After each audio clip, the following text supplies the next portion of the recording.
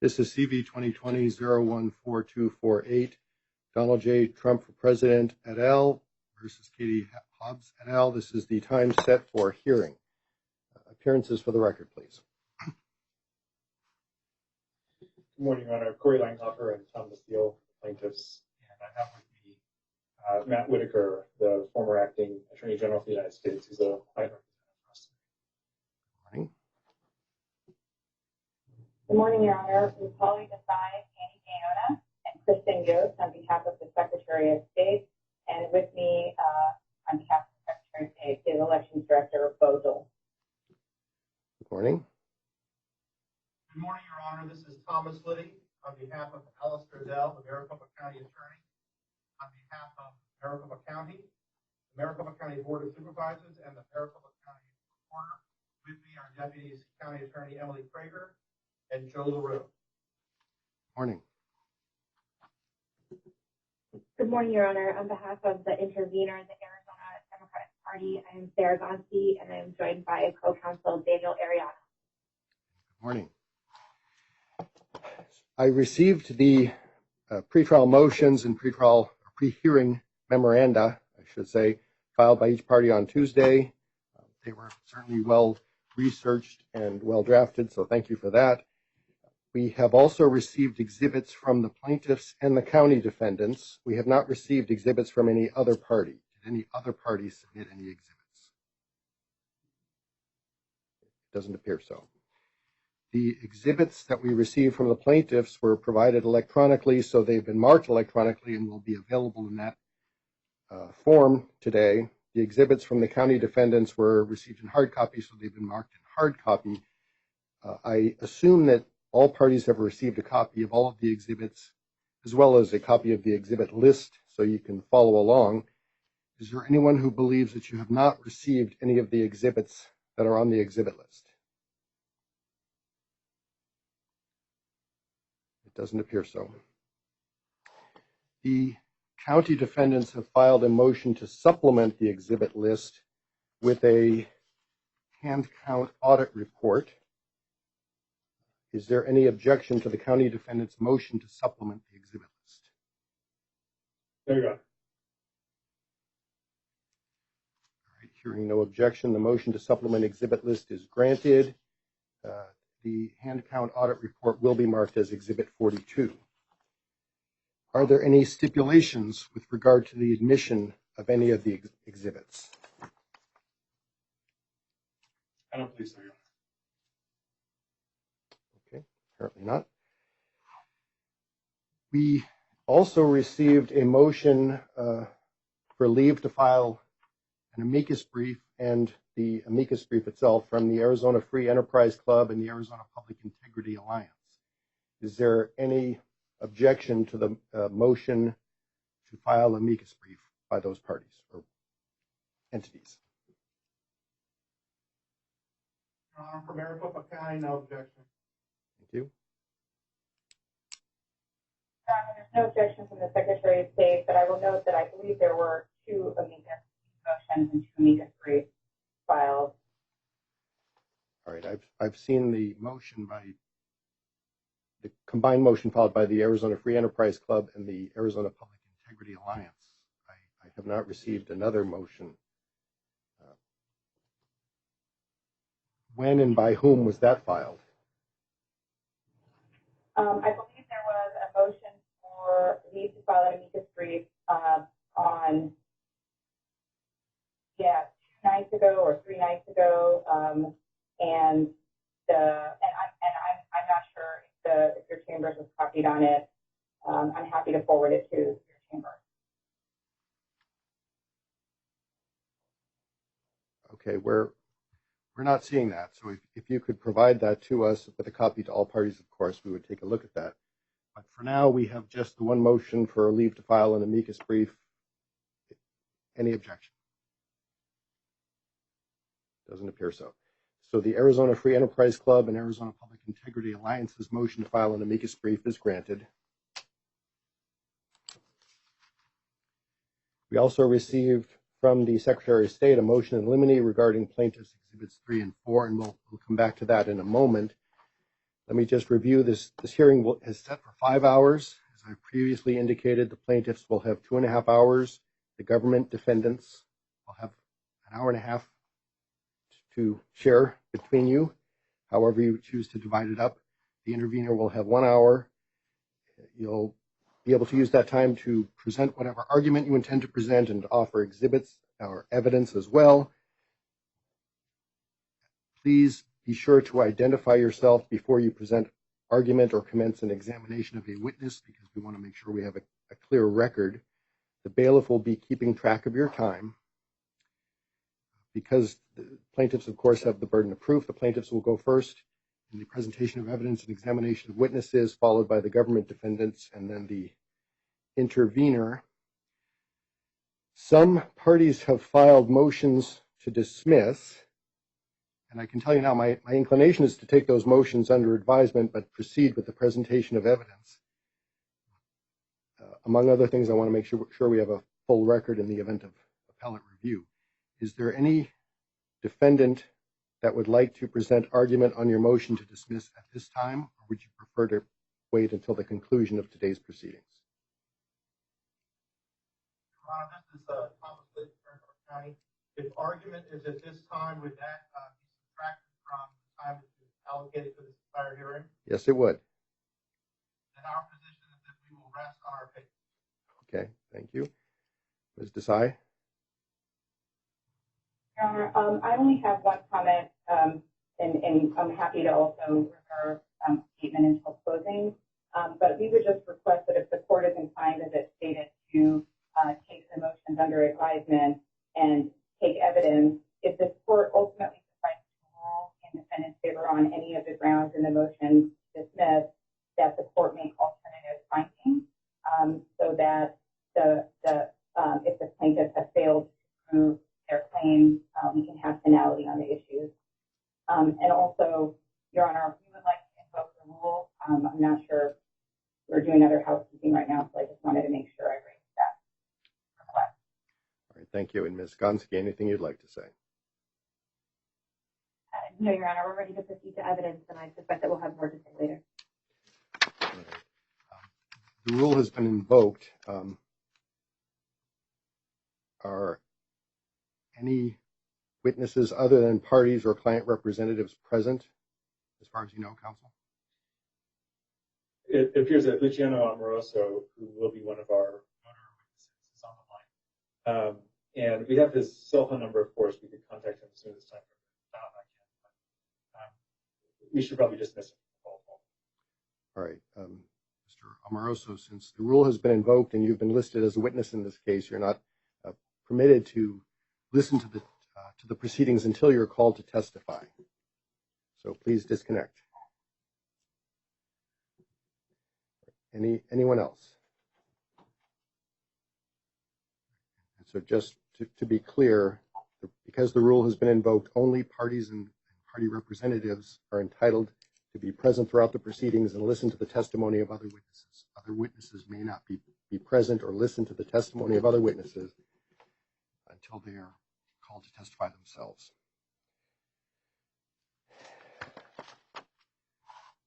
Let's address then the motion in limine that the Secretary of State has filed. I've read the motion in limine, and I see, although no response has been filed, I see that the plaintiffs addressed that issue, the issue of the admissibility of the declarations in their pre-hearing memorandum. So what would you like to say in support of your motion in limine, Ms. Desai? Your Honor, Mr. Gaynor of my office is going to address that motion. Thank you, Mr. Gaynor. Thank you, Your Honor. The Exhibits 3 and 4 submitted by the plaintiffs are compilations of declarations, or so-called declarations, that were gathered, some with wet signatures, the bulk of which were gathered online through a form where the plaintiff Trump campaign put out a press release, created a website with custom radio boxes where anybody and everybody could go on and make selections input their name. As I understand it, at least early on, addresses and other information were populating out of when voters went to that website, and then this information was submitted. There is the plaintiffs in their papers can see that the only way in which these declarations can be admitted into evidence through the residual exception under Rule 807. Rule 807 requires similar guarantees of trustworthiness as we look to under Rules 803 and 804. And as we set forth in the papers, Your Honor, there are simply no guarantees of any trustworthiness. In fact, after the declarations were provided as potential exhibits by the plaintiffs, we received an email from plaintiffs' counsel essentially saying, please let me know if anything in here is false, because they had no idea if anything in it was false. There are no indicia of trustworthiness in these documents, Your Honor. These witnesses will not be subject. These witnesses, if they exist, I should say, will not be subject to cross-examination. And for the reasons set forth in the motion, we believe that Exhibits 3 and 4 must be excluded from them. Thank you. Before we hear the plaintiff's response, is there anything that the county defendants would like to say about this issue?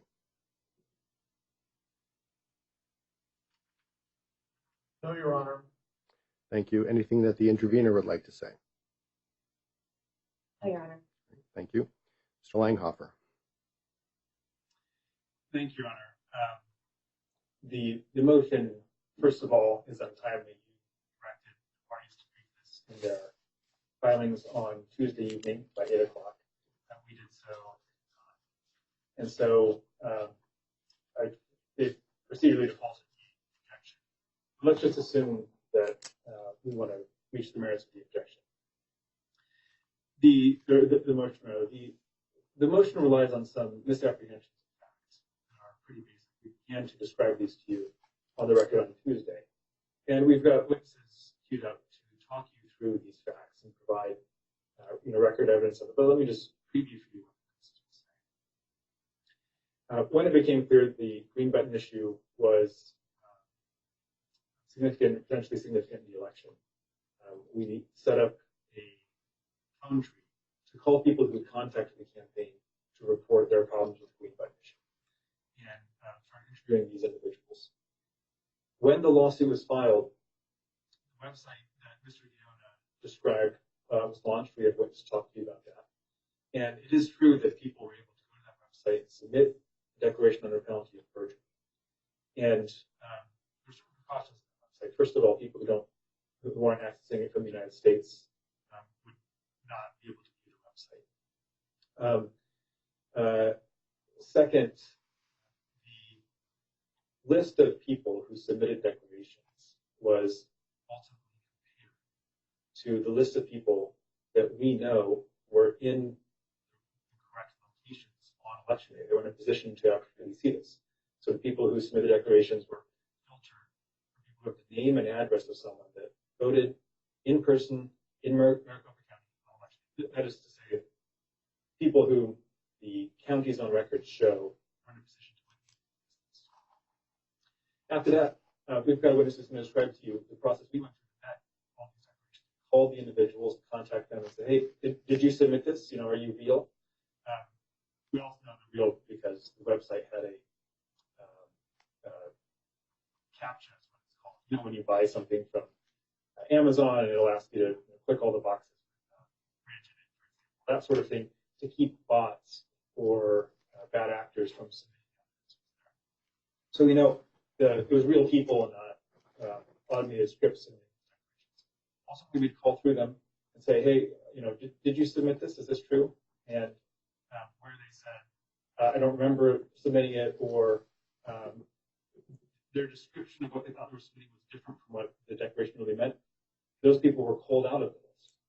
And then whoever was left, we contacted and said, hey, look, we've got a bunch of volunteers who work on this. We're going to send someone out to your house, to your home address. Right? Remember, this is the home address of someone we know voted on election day. They were in a position to see this. They showed up and they put eyes on this person at their home address. They got a wedding signature under penalty of perjury. And, Your Honor, I just don't know how, on the timeline of an expedited election lawsuit, you would possibly gather the evidence that you need to show systemic violations unless it's through a process like this. It's also not unprecedented. I think it was probably not more than 3 months ago. Mr. Gaoni and Ms. Desai and I were co-counsel in the Second Chances case. It was a similar process then. As I understand it, Ms. Desai used a similar process in the Parker case, which is a published decision on too. This is the way it is done. And the objection, I think, goes to weight and not admissibility. The standard for the residual exception has been met. And they can argue all they want about the way it should be considered. There's one more fact that I think is really kind of a big deal. These witnesses were all asked to put on the declaration the last four of their social security. That is information that we cannot verify, but the government can. They're keepers of voter registration records. They know the full social security numbers. They know the full date of birth. We just know the years. That's all that's a public record. And they've had access to these records for a couple of days. I think the wet signatures, there's only 116 of them or so. You could go through those. And I went through them myself in about 20 minutes last night. Every one of them to check personally to make sure those people are in fact on the voter rolls. And, this is something we asked for so that it could be vetted. If someone's submitting a false declaration, we don't rely on evidence. And that's it's strong. So we've given everyone a chance to vet this and make sure they're real. And if they've done that and they've got some people they think they've submitted the wrong social on the wrong year, great. We will happily withdraw the declarations from those people if they're people at all. But the objection, I think, at this point goes to wait now to disclose.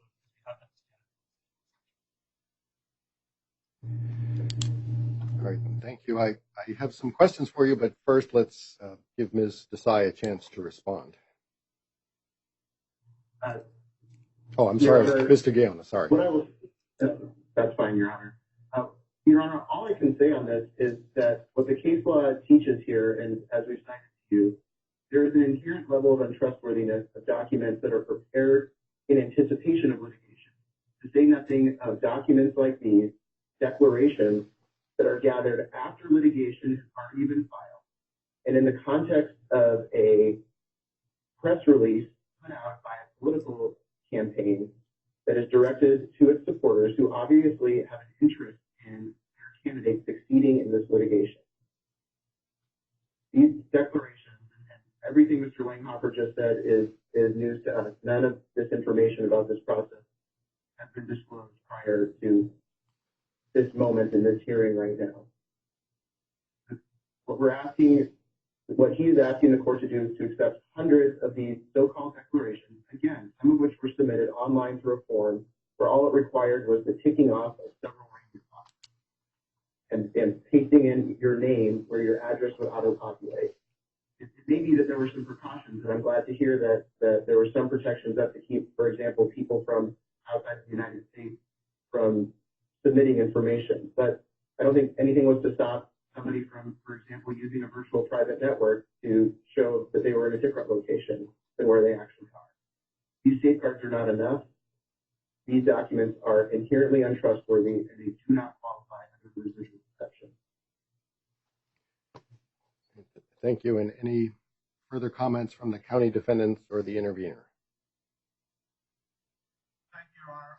Thomas Lee. I really like to say that through the ages, the Western canon has gone to courts to resolve issues and always respected the due process rights of the defendant. And from all those years of experiences has arisen the rules of civil procedure. And the people of Arizona, half the people of the country, are coming to this court today to try to resolve this particular piece of this challenge. All I ask is that we use rules of civil procedure. We respect Rule 11. I object to these being referred to as declarations. They're not declarations. They're non-declarations. I just think it's cleaner in the end to stick to rules of civil procedure. Thank you, Your Honor. Thank you. And Ms. Gonski? Thank you, Your Honor. We don't have anything to add other than what the parties have already said. Thank you. Mr. Langhoffer, let me ask you about this filtering process that you described. You said that you reviewed the affidavits that were submitted to cull out those that were not, in fact, submitted by registered voters in Maricopa County. Is that right? That's correct, but it's actually even more specific than that. So, for example, I'm a registered voter in Maricopa County. I would not do this filter because I didn't vote in person in Maricopa County on election day. Right. So this case is about a very specific subset of people who showed up in person on election day to vote. Since I didn't do that, I would not have cleared the filter. So we want to filter out other people because it may just be someone who wants to influence the outcome of the election or get 5 minutes on TV. But there's no proof in the county's records that those people were in fact on the site to see the green button on election day. So if the county's records don't show them having been in that voting center on election day, they're not in the stack of declarations. Okay, so your process identified affidavits from people that you yourself can establish were not in fact in the voting booth at a polling center in Maricopa County on election day. Yes, sir. That's precisely correct. So we have the name and address of everyone, and we can just compare that to the list of 169,000 people who we know could have seen this. Right? We know they could have seen it because there's a record of them having checked into the voting center in Maricopa County on election day. And if their name wasn't on that list of voters, they're not in the declarations. So some of the affidavits that your solicitation received were from people that you can prove were not in fact voters on election day, that those you can prove that those affidavits are in fact false. Is that what you're telling me?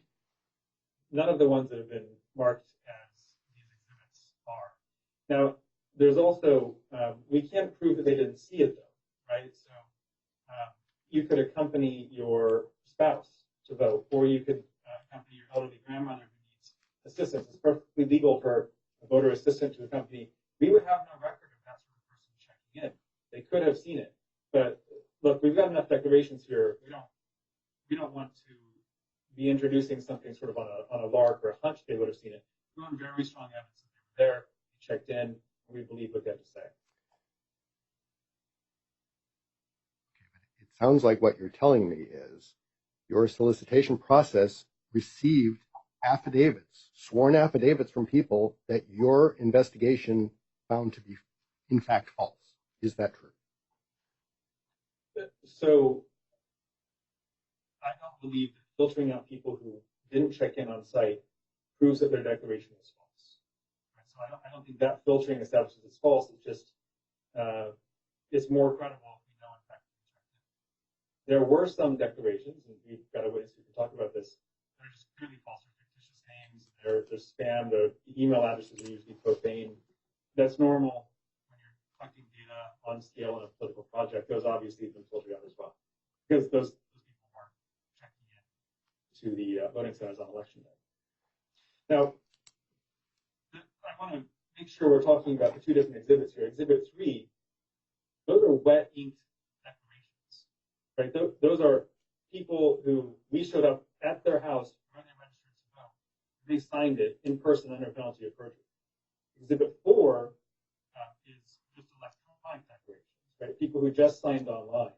And so whatever concerns we have about electronic declarations being insufficiently reliable, fine. Let's think of electronic declarations as just a lead generator that put us ultimately in front of a real person at a real voter's address. We know that voter was in the polling place on election day.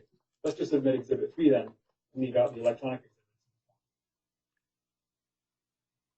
All right. I'm sorry. Are you saying you want to withdraw Exhibit 4? No, Your Honor. For the reasons I've explained, I think that it's admissible. I think it overcomes the residual exception hurdle. But if you are in fact concerned that some of these electronic declarations are insufficiently reliable, the solution is to leave Exhibit 4 out, but to admit Exhibit 3. I mean, I'll certainly say I don't think it's a surprise. Exhibit 3 is more reliable than Exhibit 4. We've laid eyes on these people at their address. It's not bots. We know that they were in a position to see what they say they saw. It's better when you see them and talk to them than when you get them live. Right. Let me just clarify. I want to go back to what I asked you before. Your solicitation of witnesses yielded some affidavits from people, sworn affidavits, that you yourself determined are clearly false and spam, as you phrased it, correct? That's correct. The affidavits that you have submitted are the ones that you could not prove are false. It is certainly true that we can't prove they're false. We think they're likely to be true because the name and address of the voters who submitted match the name and addresses from the county of people who were in a position to see it.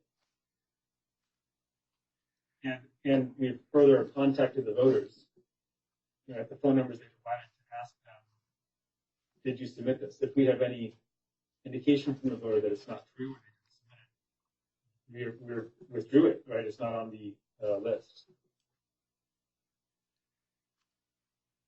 So am I correct in saying you solicited affidavits, you received some you could prove were false, and you set those aside. The ones that you couldn't prove are false, you have submitted to the court? Correct. They were submitted under penalty of perjury. And that is our view of what the standard is for admitting into evidence. But the affidavits that you yourself found to be false were also submitted under penalty of perjury, right? Correct. Improperly.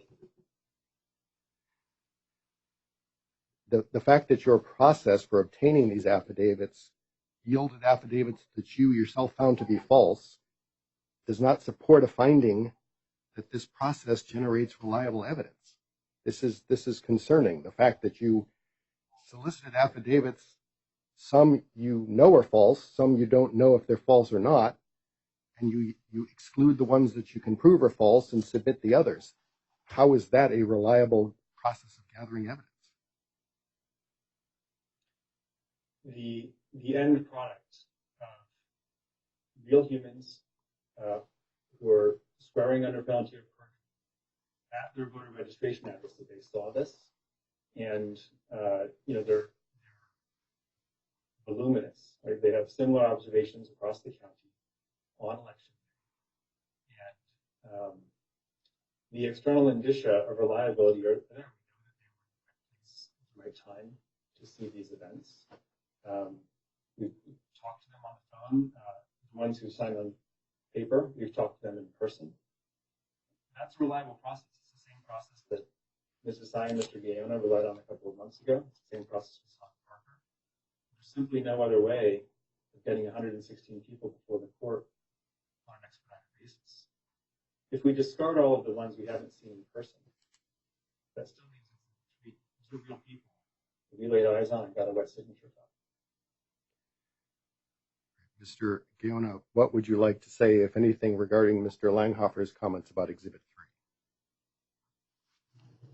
Well, Your Honor, first of all, I believe, if I'm not mistaken, from Mr. Langhofer's email transmission last night, that there were some declarations that were removed from Exhibit 3 in between when they were originally submitted and when redacted versions were submitted to the court. And to the extent there's some distinction that he's purporting to draw here between the process of gathering Exhibits 3 and 4, the truth, and to the court's point, is that both of those processes yielded false affidavits. And I couldn't put it better than the court did in describing this process as being inherently trustworthy, given the fruits of what it appears to be both of these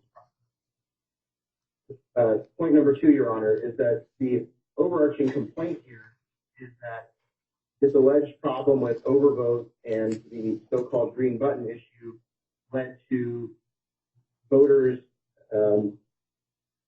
votes for President Trump not counting.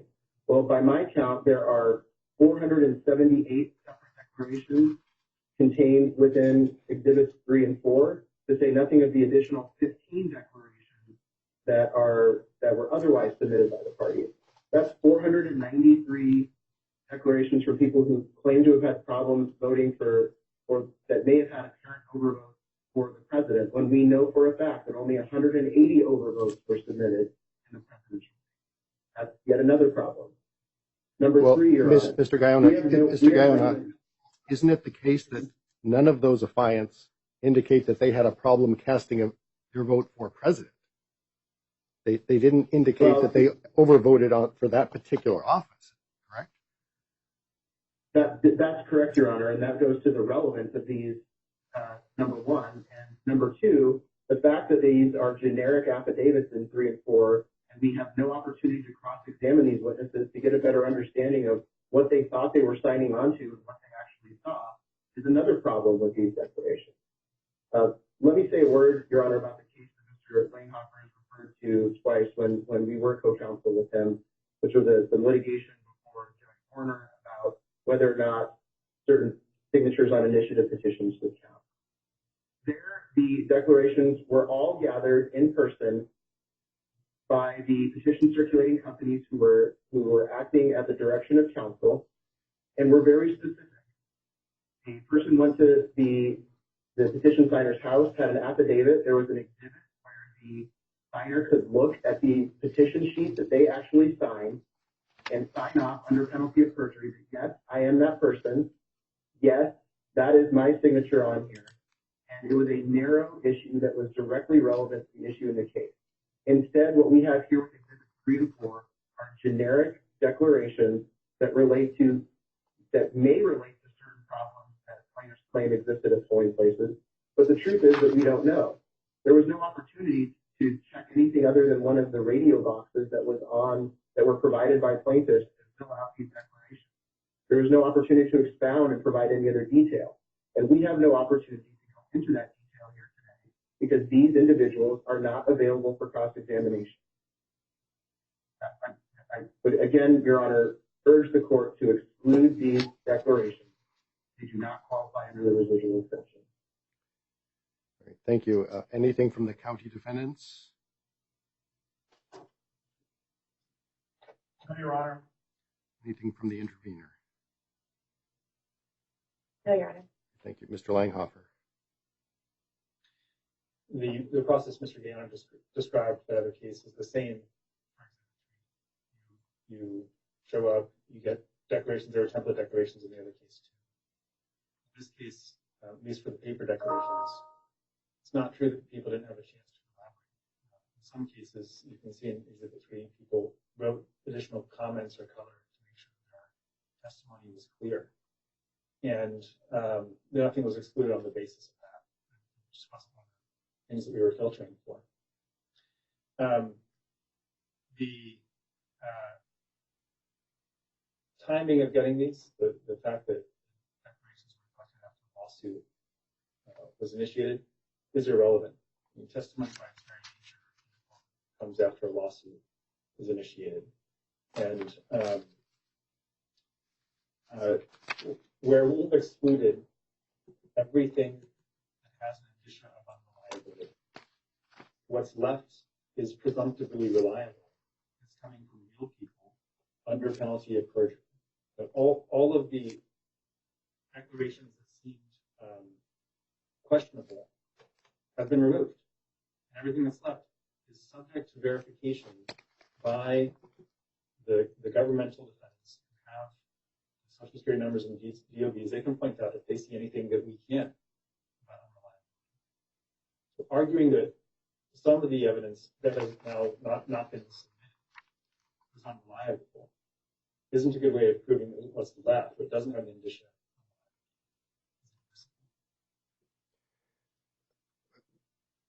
Let me make an observation and give you a chance to respond. Rule 807 requires, among other things, that there be sufficient guarantees of trustworthiness.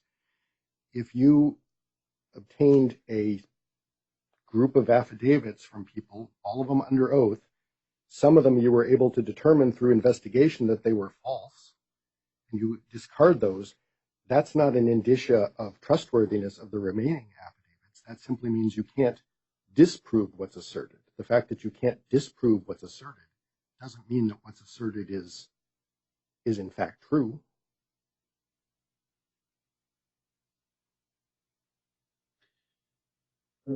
Respectfully, Your Honor, we don't see it that way. These people they're real. They have nothing to gain from this case. They're swearing under criminal penalties that what they're saying is true. That's an indicia of reliability. We know where to find them. We went to their homes. They've given us their personal information. We know that they were in the polling place that day. That is an indicia of reliability. The only difference between what we're offering and what the defendants are proposing Zoom call and do it live. I'd be fine with that. That's certainly admissible. The only question is whether there's sworn oath from these real people happens in court or out of court. And these people were there, we know from the county records. They're willing to take on criminal liability for misstating the truth to you. And if there's any indication that what they're saying isn't true, they're not in that exhibit. Our view is that's adequate. Mr. Gaona has indicated that some of the so-called wet ink declarations that were originally part of Exhibit 3 have been removed. Is that accurate? And if so, why did you remove them? They were removed for one reason, and that's because the individuals who I think there were 8 people whose declarations were removed from the initial disclosure. They weren't on the list of people who had voted in the polling place. So, usually what happened was, I can present a witness to talk you through this, but I'll just give you an idea of what they would say. When someone showed up to someone's house, say Joe Smith's house, say, "Hey, Joe Smith here. You submitted a declaration online. We want to talk to you and try to get it on paper." Joe would sign it, and the volunteer would say, "Hey, did anyone else see it?" "Oh yeah, I have my daughter with me. Let me get her." And then his daughter would sign a declaration. So we'd come back to the office, 2 declarations. We disclose all of those to the other side, but because we want to make sure we're only presenting evidence from people we can prove the county's records were there at the time, they were included. Not because they we have other reasons we lied. We're just trying to only give you the best declarants here. Let me ask you about the case law that you cited in support of your position.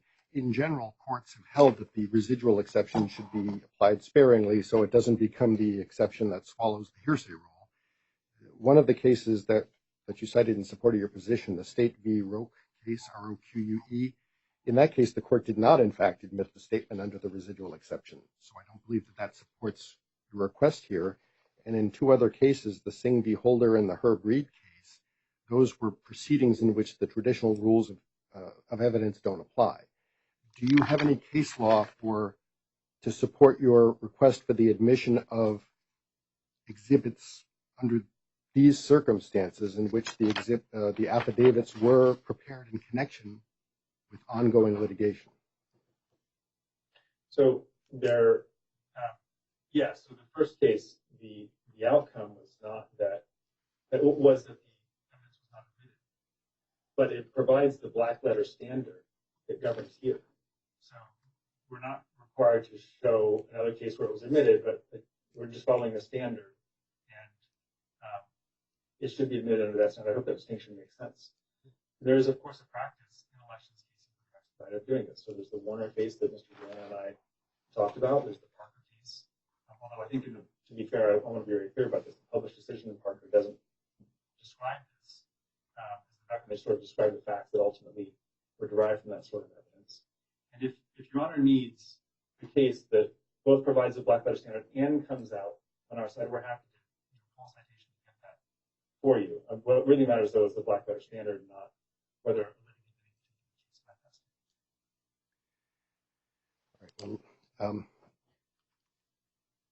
Rule 807 has 2 subsections that must be met. One of them is that the evidence must be more probative than other evidence that can be obtained through reasonable efforts. And I understand you're saying that under the time constraints we're operating under, you've satisfied that standard.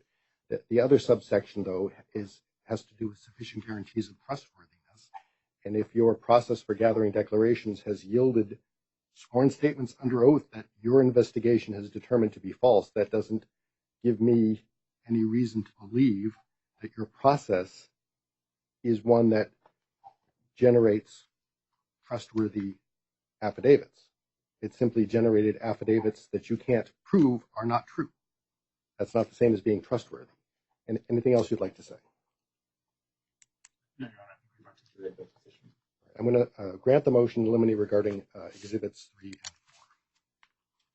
and 4. All right, let's begin with the presentation of evidence. Would anyone like to present an opening statement? Yes, Your Honor. The critical fact in this case is that there are unadjudicated overvotes from Maricopa County on election. And under the statute and under the Elections Procedures Manual, the proper process to follow when there is an overvote is to manually adjudicate those ballots. Maricopa County followed the correct process for early ballots. It appears other counties follow the proper process for both early ballots and in-person ballots. But they didn't do it for, Maricopa County did not do it for in-person ballots on election day. We can spend some time today talking about how this happened and why it happened, and whether voters received necessary disclosures from the poll workers. But in the end, those factors are relevant to the constitutional, which this court need not reach. The statutory argument, the directive from the Elections Procedures Manual was that when there is an overvote, it must be manually adjudicated. The case is in fact that simple.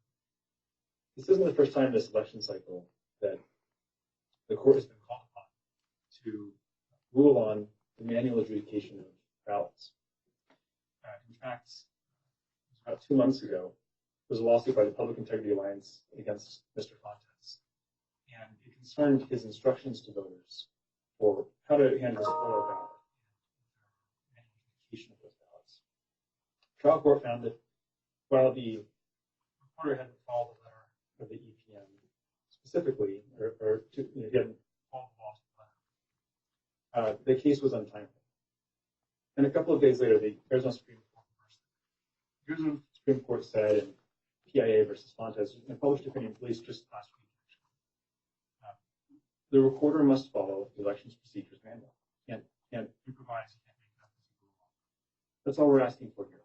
The Elections Procedure Manual says overvote, send to a manual adjudication.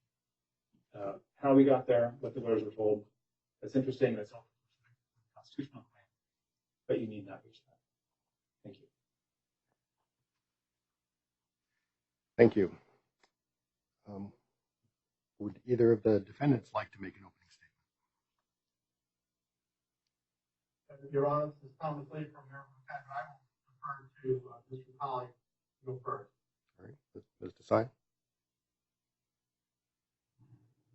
Your Honor, the 2 points that Mr. Langhofer made are in fact critical in this case. Whether or not the statutes in the Election Procedure Manual require that there be a manual adjudication of overvotes is simply not true. And Mr. Langhofer, both in his papers and his presentation to the court this morning, is excising out of the Election Procedure Manual language that is incomplete. The Election Procedure Manual, which follows the guidance, there provides additional guidance on statute, in no way requires manual adjudication of overvotes. In fact, the statute that's relevant here, that Mr. Langhofer relies on, which is 16621A, very explicitly states that manual adjudication of overvotes occurs only when there are damaged and defective ballots that are cast in person at polling places. Overvotes are definitionally not damaged or defective ballots. They can be read. However, they have either 2 votes for a candidate, or in the case of an undervote, no votes for a candidate.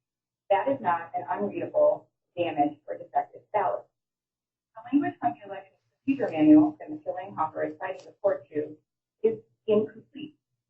And if the court looks to page 201, subsection 2 of the Election Procedure Manual, there is a paragraph that precedes the one that Mr. Langhofer refers the court to.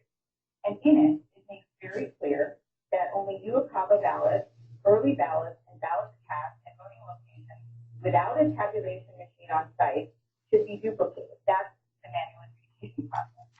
Otherwise, ballots that are cast in person at polling places do not get manually adjudicated through a duplication process unless they fall under 16621A's definition of a damaged and defective ballot. Further, the case that Mr. Langhofer cites the court to, the Public Integrity Alliance versus Contest case, is no avail, because that case was about the reporter exceeding his authority. And we understand why Mr. Langhofer is interested in this case, because it goes to the point that we made in our motion to dismiss. There is no private right of action here. Their only claim in this case is for mandamus relief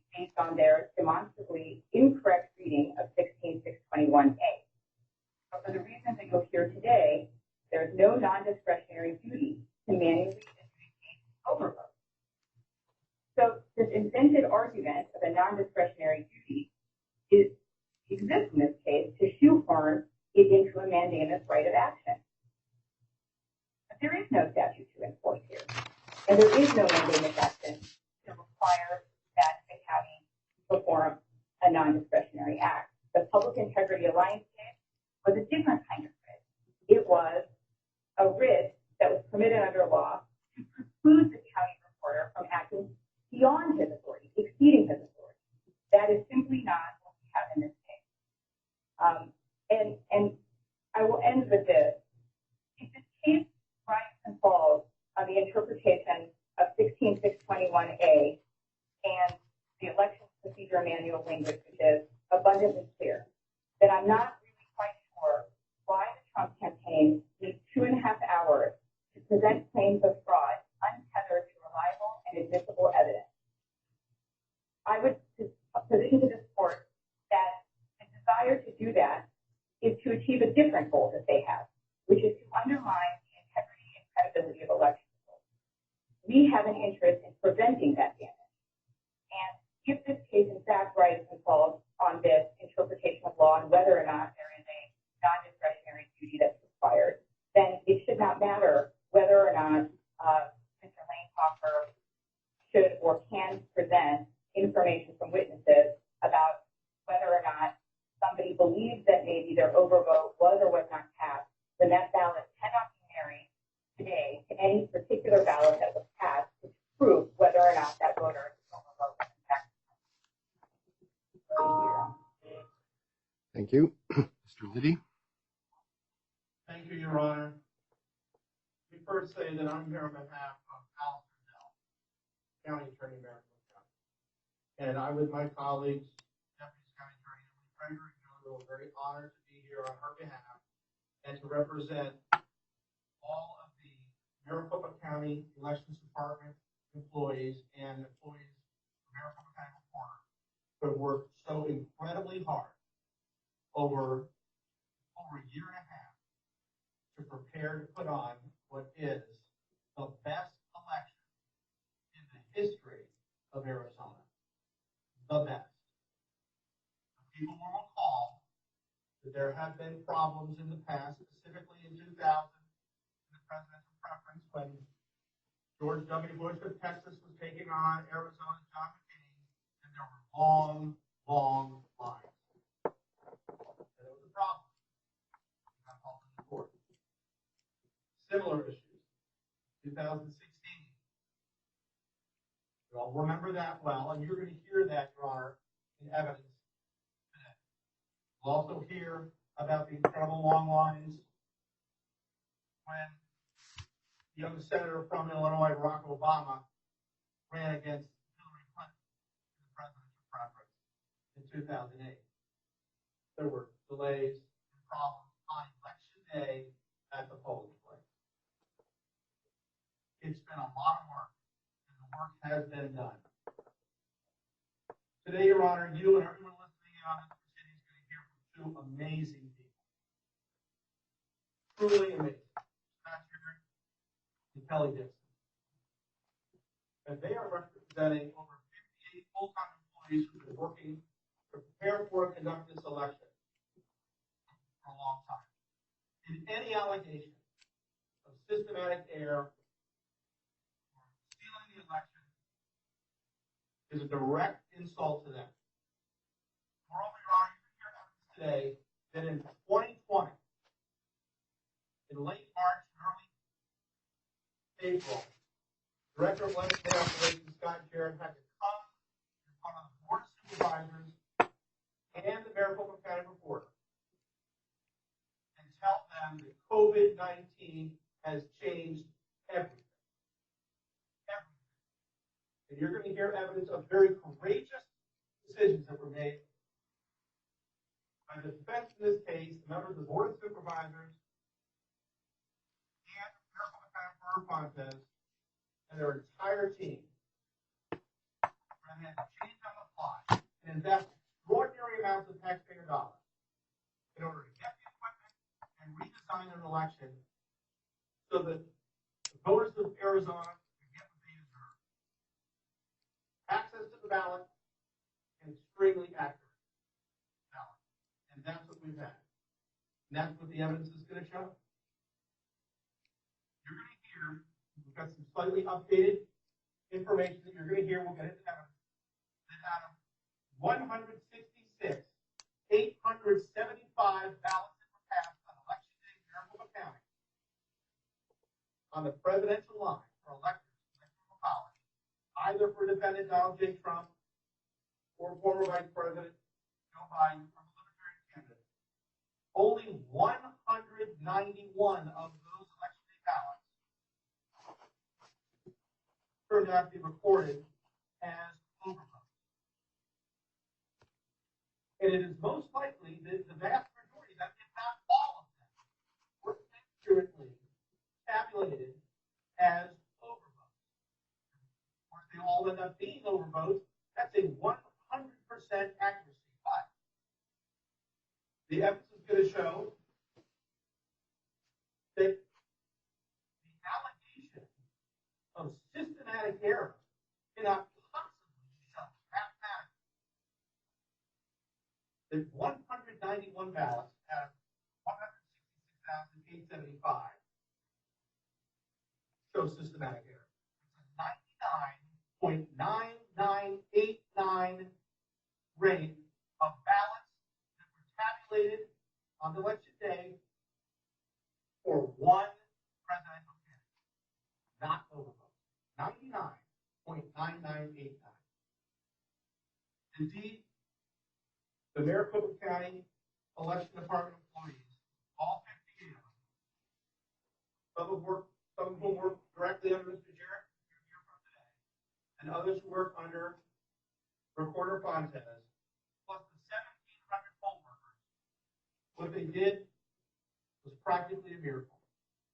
By far and away, the most voters ever in the history of Maricopa County came out and voted in this election.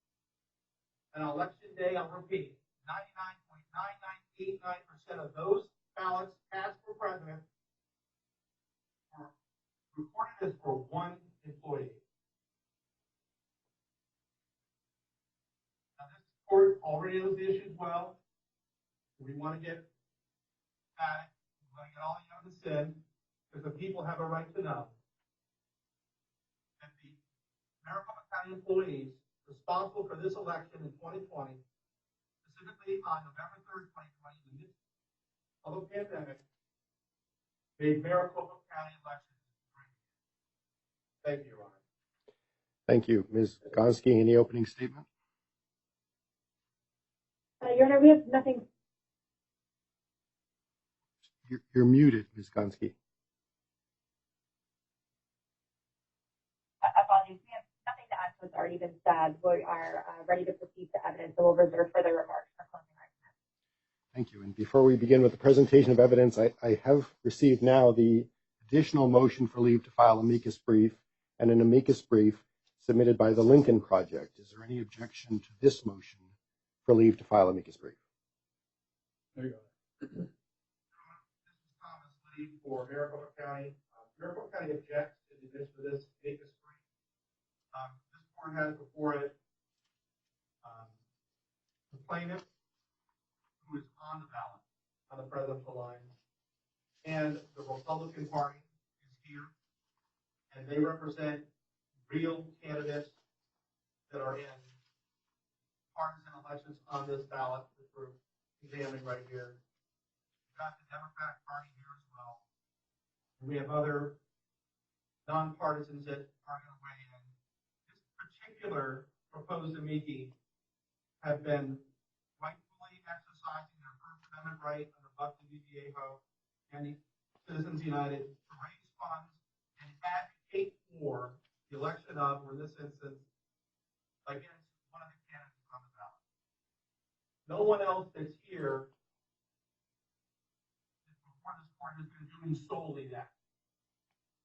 And the best, I believe it's the best interest of the people of Maricopa County that we keep the arguments that are going to come before this court for people that actually have some standing here, and that their sole reason for existence isn't advocacy for or the advocacy against a particular candidate in a particular election, which is being Thank you, Your Honor. Thank you. Would anyone else like to speak to the Lincoln Project's motion for leave to file an amicus brief? We have no objection, Your Honor. We have no objection. All right, thank you. The objection is overruled. The motion for leave to file an amicus brief is granted. Mr. Langhoff, are you prepared to present your first witness? Yes, Your Honor. Before I do that, it's important for me to clarify something. And I want to disclaim very clearly, like I did in the first hearing, any allegations of fraud. This is not a fraud case. We are not alleging fraud in this lawsuit. We're not alleging that anyone is stealing the election, to use Mr. Lee's words. It's just not our theory here. And this is a distinction that Attorney General Whitaker and I have discussed on many occasions. The allegation here is that in what appears to be a limited number of cases, there were good faith errors in operating the machine that should result in further review of certain ballots. It is not a fraud case. It is not a stealing the election case. This is compared to that, relatively boring case about the proper procedures being followed.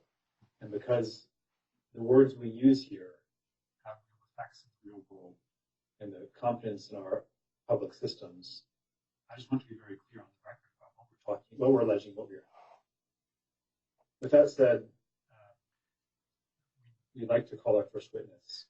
All right. Scott Jarrett, who's the elections director for the county, is the first one up. And we've worked out an arrangement with the county attorney's office. So if it's okay with you, that they'll actually do the direct examination. They can most efficiently extract the information we need to know to understand the facts. All right, and Ms. Desai and Ms. Gonski, is that acceptable to you if the county defendants begin the examination or conduct the direct examination of Mr. Jarrett? We have no objection, Your Honor. I have no objection, Your Honor. All right, and if Mr. Jarrett is present, we'll start by having him placed under oath.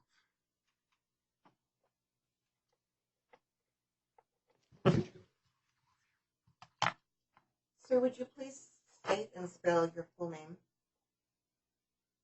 My name is Scott Jarrett, spelled Scott-Jarrett. Please stand and raise your right hand. You do solemnly swear the testimony you are about to give will be the truth, the whole truth, and nothing but the truth, so help you God? Thank you.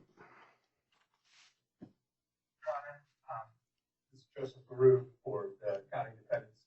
Before I begin the direct examination of Mr. Jarrett, could we ask the court to transfer control of the meeting to Emily Krager, who will be bringing up our exhibits? Yes, the bailiff, I believe, just did that. Thank you. And also, so that everyone is aware, Mr. Jarrett has a notebook of the exhibits that I represent to the court and parties. They are the same exhibits that they email to everyone. It's simply to make it easy for him to see. All right, would anyone like to say anything about the notebook of exhibits that Mr. Jarrett has with him? Doesn't appear so. All right, Mr. LaRue? And just to clarify for the record, Your Honor, it's a minor point, but he didn't bring these exhibits with him. I provided them to him here as he sits in the witness chair. Thank you, Your Honor. Thank you for that clarification. Mr. Jarrett, we're going to begin. Is it okay if I call you Scott? Yes. Okay, thanks. What's your title, Scott? My title is the Director of Election Day and Emergency Voting. Okay, so for whom do you work? I work for the voters of Maricopa County, and should I report to the court? Okay. Excuse me, Mr. LaRue, Mr. LaRue, could you have Mr. Jarrett sit a little closer to the microphone or adjust his microphone so we can hear better? Thank you.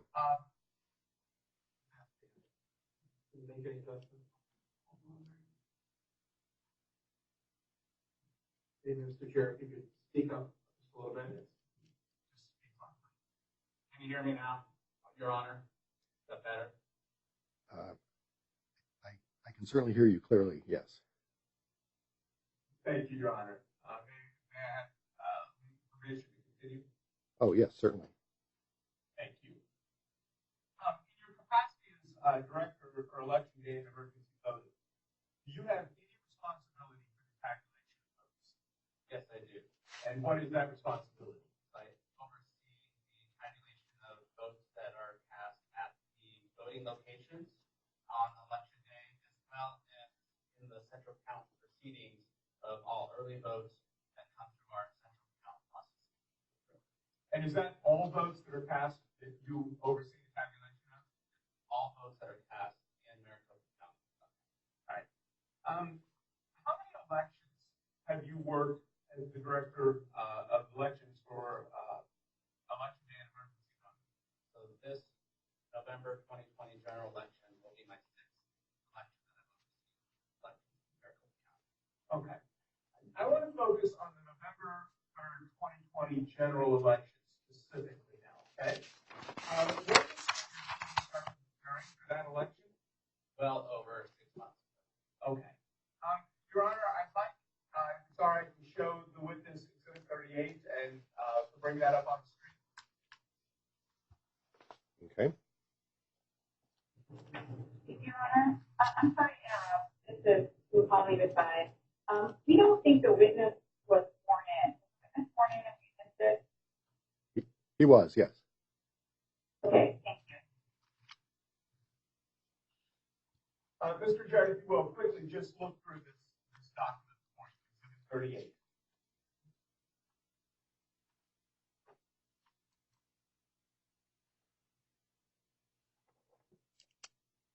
All right, Mr. Jared, do you recognize this document? Yes, I do. What is it, Scott? This is the election day and emergency voting plan that I prepared with my staff and then submitted to the Board of Supervisors in mid-September. In mid-September. And is this the result of your planning that you said began well over 6 months ago? That's correct. Okay. And you said you were responsible for preparing this? Yes, I was. Your Honor, I would like to move Exhibit 38 into evidence, please. Any objection to the admission of Exhibit 38? No objection, Your Honor. Hold on, please. Is that all right? Mr. LaRue, excuse me, Mr. LaRue, we haven't heard from the other parties. Ms. Desai, any objection? Your Honor, Ms. Yost, we have no objection. Ms. Yost, thank you. Ms. Gonski? No objection, Your Honor. Exhibit 38 is admitted. My apologies. Mr. Jared, is it okay if I call this the voting plan? Well, there are two voting plans in Maricopa County. There's an early voting plan and an election day and emergency plan. So it's better referred to as the election day voting plan. Okay, we'll use that terminology. Does the election day voting plan discuss tabulation and election day activities in polling locations? Yes, it does. And again, you prepared that? That's correct. Okay. Did Maricopa County follow the plan in this election day voting plan Yes, it did. with regard to tabulation and election day activities? Did Maricopa County utilize vote centers or precinct-based polling locations for the November 3rd general election? We only use the vote center model for the November 3rd general election. Okay, and just so that it's clear for the court, what's the difference between a vote center model and a precinct-based model? So in a precinct-based model, voters are assigned one specific voting location, and they cannot choose to vote at any other location in that assignment. In a vote center model, in which we use for the November 3rd, 2020 general election, we had 175 vote centers. Voters can choose from any one of those voting locations. Did the county use precinct-based polling locations in the past? Yes, we have. Have you ever just had vote centers and not had precinct-based?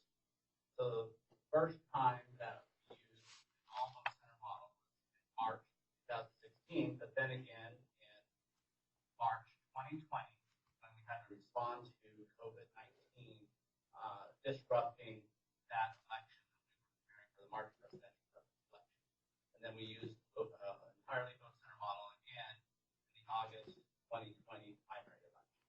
Okay, and why, to be clear, why did you use the vote center model in the August election and the November 3rd, 2020 election? So after our experiences in preparing for the March presidential preference election, and that was the first wave of COVID-19, and we were forced to close voting locations down at the last moment, right before election day, we had to regroup and redesign a model that would best serve voters for this election. By serve voters, I mean provide a vote model that would provide accessible options for voters, as well as safe voting options for voters. That's why we chose to go with the vote center model. Okay, now, did this shift to a vote center model require you to obtain new equipment? Yes, we did. So in April, when we were making decisions about what options we could provide voters, we had to procure new or an additional ballot-on-demand printers that then could provide voters with their specific ballot. In Maricopa County, we have thousands of different ballot styles for each voter. We need to be able to provide that voter that visited any one of our 175 vote centers their specific assigned ballot. So you purchased, what did you say you purchased? New ballot-on-demand printers. Ballot-on-demand printers. The tabulators that you use in the vote centers, what is the name for that, by the way? We call those our precinct-based tabulators. And why do you call it that? Well, because they're not in our, as opposed to our central count tabulators, we call them precinct-based, but it's really our vote center tabulators that are used in the vote center. Okay. And do those tabulators tabulate votes? Yes, they do. Okay. How does vote tabulation take place? So when a voter inserts their ballot, well, tabulation takes place in two different environments. In a vote center, when a voter inserts their ballot into a tabulator, the tabulator counts and casts that vote immediately. If it's an early ballot that is sent to us through the mail, dropped off at any one of our vote centers, or dropped off at one of our drop boxes, those come through our central count tabulators, and then that is when those votes count. Okay. So I want to focus specifically on the precinct tabulators, ones in the early vote centers. Are there instances when those tabulators cannot read a ballot? Yes, there are. Tell us about that. Those are limited to if a ballot would be damaged, or so that would include a ripped ballot, a ballot that has a ambiguous mark in the reading. So around the edges of the ballot, there are specific hash tags that are timing marks, and that tells the tabulator how to read and tabulate a ballot. So in those instances, that ballot would not be readable by the tabulator. The tabulator would not accept that ballot. Okay. What happens in the vote center when the tabulator can't read the ballot? So it will, when the voter attempts to insert the ballot will then be backed out automatically by that tabulator.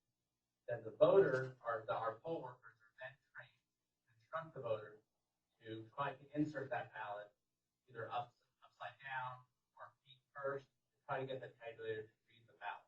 Because it could be just a matter of orientation. But if it's after a series of attempts, the voter cannot get the ballot being inserted into the tabulator, then the poll worker will ask the voter if they want to spoil that ballot, reload the new ballot that can be inserted.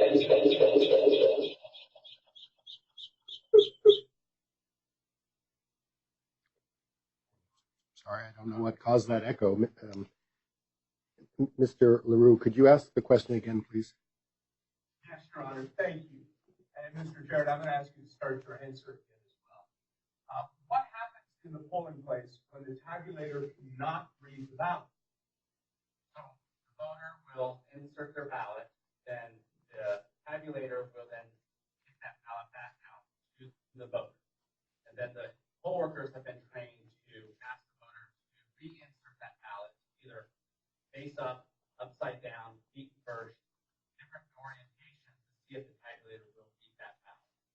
after they go through that progression, the tabulator still is not reading that ballot or accepting that ballot, then the poll workers are trained to advise the voter. They can either spoil their ballot, go back to our checking station, get a new ballot reissued to them, or they can choose to put that ballot into door number 3 that then would come to our central count proceedings where that ballot would be counted. Okay, we're going to come to door 3 in just a minute, but I want to be clear here. If the tabulator can't read the ballot, as you described, do red lights or green lights flash? No, they do not. No red lights, green lights. It cannot be inserted. The ballot cannot be read by the tabulator. It cannot be inserted. Okay. So now let's come to that door 3. There's been some talk in this lawsuit about that. What is door 3? The door 3 is specific for situations in which a voter is not able to insert their ballot, have the tabulator read that ballot. So then, after going through what our poll workers are trained to do, discuss with the voter their different options, the voter may choose to insert their ballot into door number 3. It is a secure door separated from the other ballots that would have been read in through the tabulator. Okay. And what happens to the ballots that are placed in door 3? So they stay in door 3 until the end of the night during closing proceedings. And then at that point in time, poll workers are instructed to take those ballots out. They then can insert those ballots and they're trained to insert those ballots into the tabulator. If the tabulator cannot read those ballots, then they will put those ballots in what we call a clear official envelope that will come back to the elections department labeled misread ballots. And what happens then back at the elections department with those ballots? So then we perform an audit of all check-ins using our Lightbook check-in station, so the number of voters that checked in, and then we compare that to the number of ballots that have been read by the tabulator. And in doing that, then we take any of those misread ballots that were in door number 3, and then we insert them into a central count tabulator to have them tabulated and recorded into the election day results. Your Honor, may I have just a moment? I'm sorry. Check and see if the public access line operates. Okay. Received report. Your Honor, we've received a report that the public access line is not working.